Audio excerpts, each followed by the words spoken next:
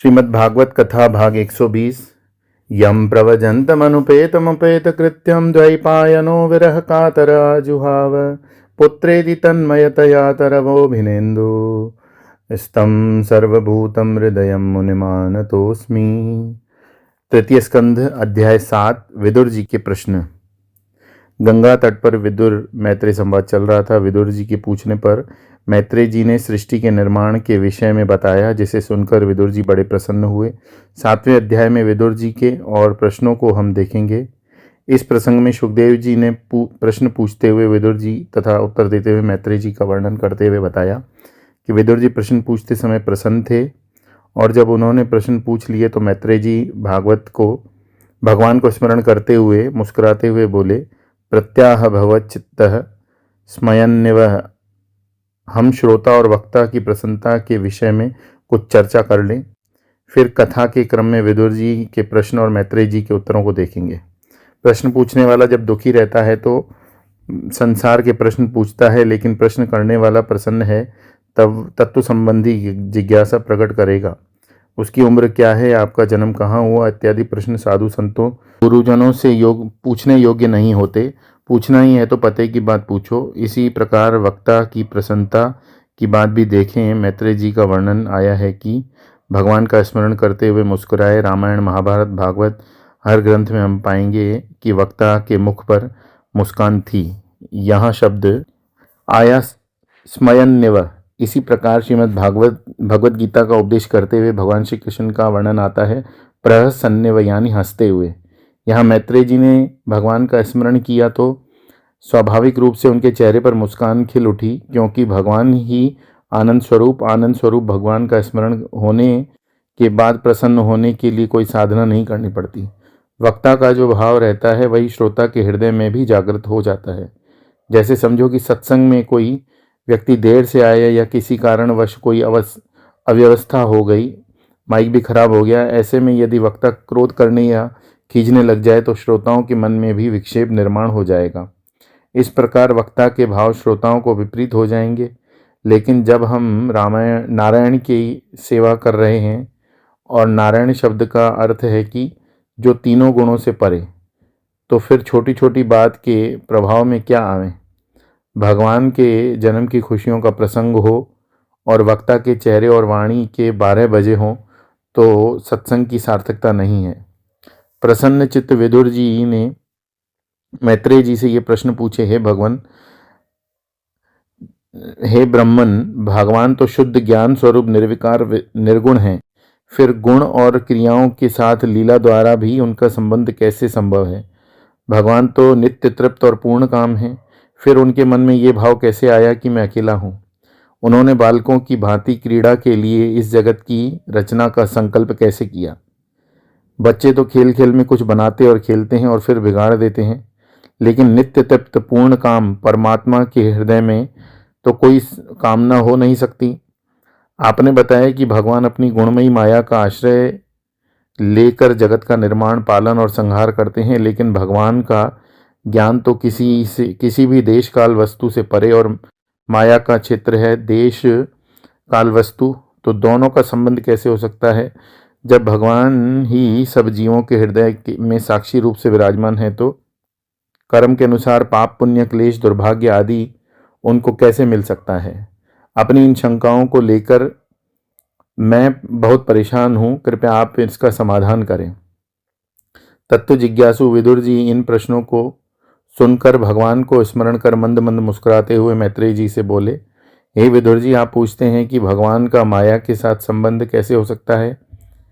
यही तो भगवान की माया है जो सबका स्वामी और अधिष्ठान है, साक्षी है, जो मुक्ति रूप स्वरूप है, जिसमें सभी ऐश्वर्य शक्तियां हैं। वह स्वयं बंधन में आकर जीव के रूप में दीनता और हीनता को प्राप्त हो रहा है। जैसे हम विचित्र स्वप्न देखते हैं, अपने आप को ही विरुद्ध स्वरूप में देखते हैं।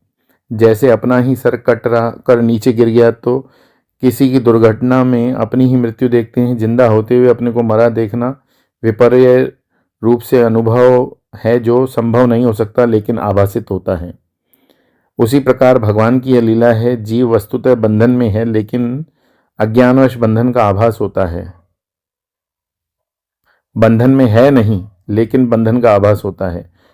एक और उदाहरण देते हुए मैत्रेय जी कहते हैं कि चंद्रमा का प्रतिबिंब जल पड़ता है, उस जल में यदि तरंगें उठने लगें या कोई पत्थर डाल दिया जाए तो आभास होता है चंद्रमा हिल रहा है या टूट रहा है, लेकिन वास्तव में न तो चंद्रमा पर कोई प्रभाव पड़ता है न ही उसके प्रतिबिंब पर। इसी प्रकार प्रकृति की विकृति का कोई प्रभाव न तो परमात्मा पर होता है न ही जीवात्मा पर। परमात्मा सत्य है, इसलिए उन पर विकारों का प्रभाव हो नहीं सकता। जीवात्मा असत्य स्वरूप है, तो जो है ही नहीं उस पर कोई प्रभाव कैसे हो सकता है। जीव के दुख और परेशानियां आभास मात्र हैं, उनकी प्रतिष्ठा कहीं भी नहीं। भगवान इस जगत में जीव के रूप में प्रवेश करते हैं, देह के साथ तादात्म्य कर लेते हैं, फिर वे सुखी और दुखी होने का नाटक करते रहते हैं। यदि जिसने समझ लिया उसके सब कुछ समझ लिया। जो व्यक्ति भगवान वासुदेव की भक्ति करता है उसको भगवत कृपा से ये समझ में आनी शुरू हो जाती है, भक्ति योग के द्वारा धर्म के पालन से शनै शनै जगत से निवृत्ति होती है। जैसे सुषुप्ति अवस्था में जीव के सारे क्लेश विलीन हो जाते हैं, उसी प्रकार जिसने अपनी इंद्रियों को विषय से हटाकर परमात्मा में लीन कर लिया है उसके भी सारे क्लेश नष्ट हो जाते हैं। यदि हमारे हृदय में उनके चरण कमलों के रज से सेवन का प्रेम जग जाए तो कहना ही क्या। हम सबको पता है कि सिनेमा और नाटकों में क्या करने वाले अभिनयकर्ता अमीर होते हैं, लेकिन वे भिखारियों के कपड़े पहनकर मंच पर पर्दे पर आते हैं और तो भीख मांगते हैं, दीनहीन बनकर गिड़गिड़ाते हैं। ऐसा भी होता है वे किसी पार्टी में गले तक खाकर लौटें, उन्हें डकारें आ रही हों, लेकिन भिखारी के वेश में रहेंगे तो बहुत दुख भरा रूप बनाकर रहेंगे। अरे बाबूजी, मैंने 8 दिनों से कुछ नहीं खाया, मैं भूखा हूँ, मुझे कुछ खाने दे दो। कोई हमसे पूछेगा ये ऐसा क्यों कर रहा है, तो हम कहेंगे अरे भैया सब नाटक चल रहा है, देखो और आनंद लो। इस जगत में सुख दुख को देखते समय भी यदि हम याद बनी रहे कि भैया ये सब नाटक चल रहा है, वास्तविकता नहीं, तो समझ लेना कि हमको भगवान का दर्शन हो गया। भगवत गीता के 6ठे अध्याय में वर्णन आया, जो प्रशांत है, जितात्मनय है, यानी सुख दुख मान अपमान इत्यादि के बंधनों से मुक्त है, उसको परमात्मा की प्राप्ति हो गई। इसलिए भगवान की भक्ति करने का अर्थ है जीवन में कुछ कर्तव्य कर्म करने हैं, उनको निष्काम भाव से करते जाओ। हमें किसी को सुधारना नहीं है, किसी को बिगाड़ना नहीं, बच्चों को लेकर अपने आप को दुखी बनाना नहीं। इस प्रकार की भक्ति करने से माया का प्रभाव धीरे धीरे हृदय से निकल जाएगा। तुलसीदास जी ने कितने सरल शब्दों में धर्म की व्याख्या की। धर्मते विरति, धर्म वह है जिसके पालन से अंतःकरण में वैराग्य हो, उत्पत्ति हो।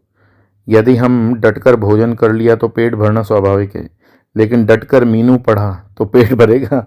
इसी प्रकार केवल प्रवचन सुन लेने से, धर्म की बातें जान लेने से कुछ नहीं होगा, लेकिन यदि हमने अपने जीवन में कुछ उन बातों का अनुष्ठान कर लिया तो जगत से वैराग्य निवृत्ति निश्चित होगी तथा सहज रूप से होगी। मैत्रेय जी कहते हैं, जिस प्रकार सुषुप्ति अवस्था में पहुँचे हुए व्यक्ति के सारे क्लेश, राग द्वेष मान अपमान सुख दुख आदि अभाव को प्राप्त हो जाते हैं, उसी प्रकार जिसने भगवान में अपने मन को लगा लिया उसके सारे क्लेश अभाव को प्राप्त हो जाते हैं।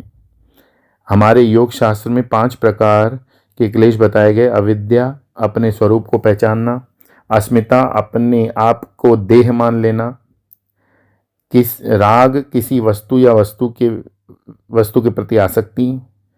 द्वेष, किसी वस्तु या किसी व्यक्ति या वस्तु के प्रति घृणा, द्रोह इत्यादि की भावना। अभिनिवेश, मैं देह हूँ इस भाव से जीवन जीना। ये क्लेश ही हमारे दुख के कारण हैं। जिन्होंने भगवान के चरण कमल में अपना मन लगा लिया उनके जीवन में किसी भी प्रकार के क्लेश या दुख नहीं आ सकते।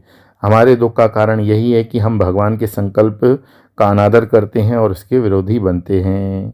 बोलिए श्री कृष्ण चंद्र भगवान की जय। श्रीमद् भागवत महापुराण की जय।